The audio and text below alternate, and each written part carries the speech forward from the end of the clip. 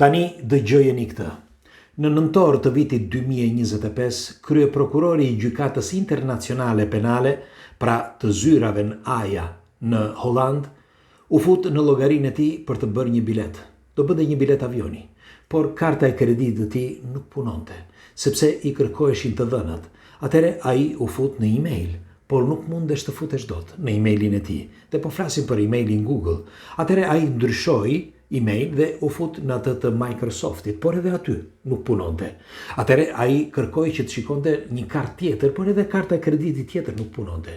Çfarë kishte ndodhur, tani po ja u tregoj. Është mirë që ta ndiqni deri në fund sepse zhvillime të mëdha po ndodhin në mbar botën dhe ne nuk jemi të informuar. Dhe këtu i gjeni në mënyrë ekskluzive, por mbi të gjitha falas. Ndaj kush është rastisht nëse nuk e keni bërë ende, lidhuni me këtë faqe që të shihemi sërish dhe faleminderit që jemi përbashkë. Tham që ishte krye prokurori, Karim Khan.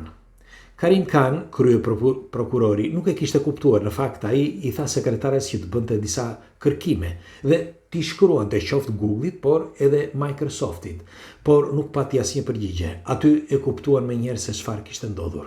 E dini se çfarë kishte bërë Karim, pra ky krye prokuror, kishte bërë një gjyq. Dhe me anë të atij gjyqi kishte bërë pikërisht për këto rrjetet sociale dhe për këto emailët dhe motoret e kërkimit, atëre ata e kishin bllokuar. Dhe nuk e bllokoi vetëm një, por e bllokuan nga të gjitha anët. Dhe pyetja është, në qoftë se e bllokoi e zëm Google-i, pse duhet ta bllokonte edhe Microsofti? Pra aty u hap vazua e Pandorës. Dhe e dini se çfarë ndodhi? Dëgjojeni me kujdes. A e dini që duke filluar që nga data 4 qershor, pra 2026, nuk ka asë 10 ditë që Komiteti Evropian ose Bashkimi Evropian ka vendosur një motor kërkimi tjetër në vend të Google-it. E dëgjuat mirë, kjo është e bujshme. Pra në vend të motorit të kërkime, ai klasiku i Google-it, ata kanë vendosur një program tjetër, pra një program tjetër kërkimi. Por ndiqeni me kujdes sepse ta marrim pjesë dhe të gjithin që ta kuptojmë më mirë, sepse jetojmë në këtë botë dhe ka të bëjë me secilin prej nesh. E di që do kush nga ju do thotë, unë nuk jam prokuror, mundet të ketë prokuror, por edhe sikur mos jetë prokuror, ka të bëjë me të dhënat sensibile të secilit prej nesh, me të dhënat e tua, me kartën e kreditit tënd, me kursimet e tua dhe me të gjitha portofolin digital dhe çfarë të doni. Pra ajo që po ndodh eksaktësisht tani. E di që kjo video nuk do shihet nga shumë sepse shumë pak do ta kuptojnë. Nuk do kuptohet sot, sepse jo sepse jam kush e di se çfarë, por flas një gjuhë tjetër, një gjuhë që duhet akoma të arrihet. Me një fjalë, unë flas të nesërmen, nuk flas të djeshmen. Pra flas atë çka do ndodh nesër dhe e kemi parë në të gjitha këto diskutimet që bëjmë këtu, sepse i kam parashikuar para disa vite dhe po ndodhin. Pra ai lobi i famshëm, ku themi që rendi i ri botëror, ka gjasa që po shpërbëhet, ka gjasa që po luftohet nga ana tjetër. Dhe kush është rendi dhe kush janë tipat dhe kush dominon dhe pse po luftohen nga ana tjetër. Pra këtë doja që ta diskutojmë me ju, ndaj ndiqni me kujdes. Atëherë duhet të dini që në datën 3 qershor u bë një ligj, Technology Sovereignty Package. Pra nga Bashkimi Evropian, e kam shkruar sepse jo të gjitha i mbajnë mend. Në 3 qershor dhe në datën 4 qershor në vend, pra në Bashkimin Evropian, në vend të motorit të kërkimit të Google-it përdoret një motor kërkimi tjetër. Pra i quajtur Qwant, që është një program, pra një motor kërkimi i vendosur, i krijuar nga Franca dhe i vendosur në mënyrë falas për gjithë. Do thoni ju, po mirë, falas është Google-i, falas është motori kërkimit Chrome-i për të gjithë njerëzit. Por prisni, mos flisni para kohe. Sepse ky Qwant, pra motori kërkimit i ri i vendosur nga Bashkimi Evropian, nuk bën kontrolle të userve. Pra nuk ka vendosur aparate që të kuptoj se çfarë po bën ti, që të përgjoj ty me mikrofona. Jo. Por është i lirë. Pra i lirë që të bëjnë çfarë të duan. Dhe në këto kërkime të gjitha të dhënave, pra ato të dhënat që vendos, sepse secili prej nesh ka të dhënë, numrin e telefonit, rrugën, të gjitha këto, geolokalizacionin dhe tjerë. Të gjitha këto janë falas, pra nuk i përdor. Nuk përdor geolokalizacionin sepse ju e dini që të gjitha rrjetet sociale dhe të gjithë motorët e kërkimit që janë amerikane, që të gjitha janë me data tuaja të sensibili, që do të thotë që të gjitha të dhënat tuaja regjistrojnë dhe vendosen në një server. Pra të gjitha të dhënat e çdo lloj useri, çdo lloj utenti, pra të gjitha mia tuaja të kujdo, vendosen aty dhe mbahen aty, mbahen në pafundësi dhe nëse do të dëshirojnë nesër i përdorin ato të dhëna për arsye të ndryshme. Pra nuk ka privacy, sepse privacy ka vdekur prej kohësh. Dhe ky Quant, pra motori i kërkimit i ri i Francës, ky francezi, nuk e bën këtë. Nuk e ka geolokalizacionin, nuk e ka. Sepse edhe sikur nëse një ditë do ta vendosi, ti je i lirë ta vendosësh on ose off në telefon apo në kompjuterin tënd. Disa do thonë që po mirë, kështu linden edhe motorët e kërkimit të tjerë. Po, është e vërtet. Por sot është e detyrueshme sepse ti e bën tek privacy, nëse ti keni vënë kur ti përdor një lloj aplikacioni ose çdo lloj motor kërkimi, ti thua po, accept. Unë e pranoj këtë që ti më kërkon. Te ajo kërkesa gjenden të gjitha ato të dhënat që ju thash më përpara. Të dhënat e tua, thon ata, mund të përdoren për terze parti, third parts, të dhënat e tua.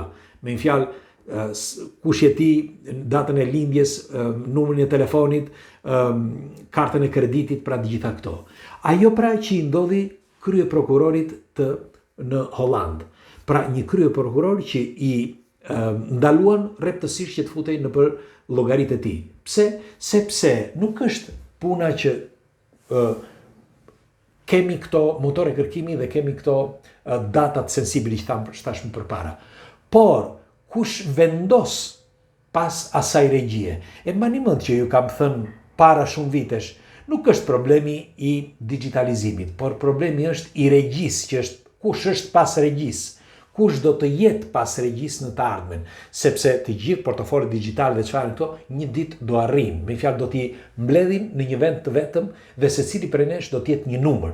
Por ideja është dhe pyetja më e rëndësishme është kush do të na drejtojë, kush do t'i ketë ato pra çelësat e regjisë. Çfarë do të bëj, çfarë mund të bëj ai me të, mund të bëj çfarë të doj. Si në këtë rast pra, sepse ky foli kundër një grupi apo kundër një njeriu, pra krye prokurori kishte bërë një urdhër dhe për këtë ja e bllokuan nga të gjithë anët. Sipas jush, është e drejtë apo jo? Sipas jush.